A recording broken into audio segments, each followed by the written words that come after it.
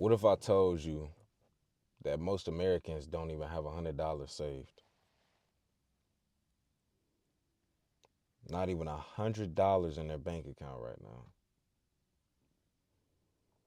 It's a shocking and uncomfortable reality when it comes to this.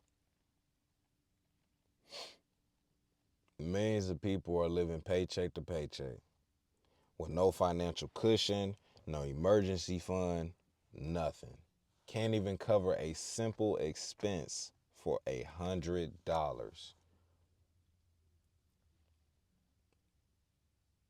That's crazy. Do you feel like the system is rigged against people? I sometimes feel that way, you know, depending on the situation that it comes to. Um, there's been surveys that, you know, said that 40%, this is a lot, 40% of people, nearly 40% of people, don't have $100 saved.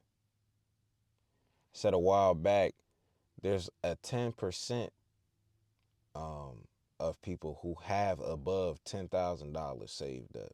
And I mean saved, and if you're in that 10%, you're doing good. May not seem like it, but you're doing really, really, really, really, really well above the average person if you have 10,000 or above, even 20. I mean 15. You're doing very well. Americans would struggle to come up with $100 in an emergency. Imagine that. Your car break down or a medical bill pop up, you get sick, even an unexpected house problem like a house expense. I don't know, your sink go out or something. You need plumbing for your toilet, like anything. People don't have enough to cover that or cover it. That's crazy. This is not just an issue for low income households, middle class households, young adults. I'm not saying none of that. Even people with steady jobs. It's not what I'm saying. How did we even get here? How did we get to the point where a person can't even save an emergency fund or have enough money as a cushion so that they all right? How did we even get to this moment? How did one of the wealthiest countries in the world end up with so many people unable to do this? How? It's a couple factors that played it, you know. And the first one, really, is the cost of living. It's the cost of living. And I'm not just talking about rent. I'm talking about food. I'm talking about health care. I'm talking about education costs, going to school. It all skyrocketed over the years. And what hasn't moved is money. You know, everything else has went up to here, but the money has never kept up with it. Minimum wage hasn't kept up with it at all. They say if you want more money, you got to go to school. You got to pay for that. Again, you know, in fact, when it adjusted, it didn't adjust to the inflation of it, is what I'm saying. The average American worker is earning about the same, if not less, than they were in the 1970s. Minimum wage hasn't really gone up that much. You know, I don't know. There's a lot of major issues when it comes to this, like debt. You know, as a whole, we're all in debt. As a unit, we're in debt. I'm not just talking about between credit card debt, Student loans. I'm not just talking about car payments and all that extra stuff that people have. That's a problem. Debt as a country is a problem. That's why we pay so much in things for food and things like this. We're in debt. Will we get out of it? I don't know. The debt you need to worry about is stuff like credit cards and car insurance, mortgages, things like this. Once you clear that, it's going to start looking a little better for you. But many people are stuck in this constant cycle of paying off expenses and things like this and have little left over to even save or even think about putting some money up, you know. When it comes to this, it's hard to set aside money that's already spoken for already. And what do I mean by this? It's hard to put up money when, you might have $200 that you got to put towards your credit card. But that's money that's already spoken for. You're going to have $200 taken out of your check already gone. And let's say you get paid $600. That's 200 gone, buddy. You only got 4 left. And then you got bills and other stuff to pay. You might not have nothing left over. You know? It's hard to set aside the money. On top of all that, it's a culture of consumer, what's the word? Consumeration, I guess you could say, or consumerism. Just consuming. That's what we're thrown at. Is what I'm saying. Like they'll throw, you know, stuff for us to buy.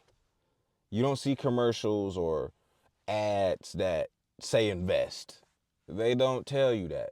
They tell you to buy. Just look at, they showing all this new food. Like for example, there's a sandwich at McDonald's, new sandwich at McDonald's. They'll show hella commercials of that. When's the last time you seen a commercial that says you should start investing? You don't see that, and if you do, it's rare. It's a rare sighting. You're bombarded with all of these messages to buy more, spend more, live beyond. It's nothing there that says for you to save money ever, unless you come across videos like this or financial videos on YouTube, Google, once you search it up. But you have to search it. They're not going to throw it at you like they do versus if they was to tell you to buy something. That's just how it works. There's consequences that come with everything. Not having a savings is devastating. It's devastating. Imagine an emergency where you have to have the money up front. It is no waiting for a bill. What do you do then? You lose your job. No money saved up. It's like a domino effect when it comes to this. You know, Without a financial buffer or a financial cushion of anything, these events can spiral into crazy debt, if not worse. You know, Eviction, you get kicked out, lose your house, lose your car, they start towing your stuff, you know. That's why having at least a small emergency fund, it doesn't have to be much, is beneficial. But again, it's hard to break out of this cycle. It takes discipline in order to save money and want more, want better. Some people may say the system is rigged or feel this way. So how do you break out of the cycle of, you know, buying and not being able to really sell or save, really? Not being able to save money like you want to. We have to change our mindset when it comes to this money. That's literally the only way. Many of us weren't taught how to manage finances. Many of us weren't taught how to make money work for you and not you working so hard for the money. Or once you get money, people don't know how to move it. You weren't taught that. You weren't taught that at all. You were taught to work, get money, pay bills. That's it. No. We have to take the initiative to learn and start tracking everything, tracking your spending, tracking your bills. How can you lower your bills? That way you save more money. How can you do investing into something that's going to accumulate money if you pull out the profits when you make the stock, when you put money into stocks. Like you're not taught this. Even in school they don't teach this. When I was in school, the only thing that I learned about money was how to write a check and how to yeah, that was really it. They didn't teach anything about, investing or anything. There was nothing like that. I wish schools would incorporate that, cuz learning it early is an advantage, a major advantage, you know. You'd be surprised how much money can slip away without you realizing it. You can be surprised how much money you spend on just small stuff that accumulate every week, you know. I think how you break out of this cycle is creating that budget, much like I did, you know, figuring out what's taking most of your money. And I knew for me personally, it was the debt. Man, I'm telling y'all, once the debt got cleared though, I'm okay. I'm all right. Could I be better? Of course. But that was something big for me personally. Now for you it may be different. You need to figure out, maybe it's a Netflix account. I don't know. Maybe it's something crazy that you're spending money on, like, I don't know. Once you figure that out though, destroy that. Quit doing it. Now mine's I couldn't. I had to get rid of the debt. But it's one of the most effective ways is what I'm saying. Once you create a budget for yourself. This fixes a lot of things, especially like subscription services that you're on. I don't know. You eat out, all of this helps. You can start small, save $6, $10, $5. It doesn't matter. As long as you putting up money every week, that's okay. That's another thing people need to realize. You don't need to put up $200 every week, bro. It could be as small as that, as $5 a day, and that's even with investing too. You don't need $100 to invest or do what I'm doing, where I'm putting up $200 to $300 every check because I'm building a portfolio of 10,000. That's what I wanted to do. That was my goal. You don't have to do that. You can start investing with $150. Hell, even $25 you can start investing. You know, over time, all of that will grow. You'll have the security of knowing that you have an emergency fund, a buffer, a cushion. Now, if we thinking long term though, I don't know, like side hustles and learning new skills, investing in long term, looking beyond a basic savings like that, you will have to consider to find ways to increase your income. For me, it was getting multiple jobs and having multiple side hustles. You know, you need to use the extra income that you're getting to build your emergency fund, build your savings, and build up some type of money to the side. That's what you use the money. It's all about leveraging. It's also important to remember that financial freedom isn't achieved overnight. This is not an overnight process.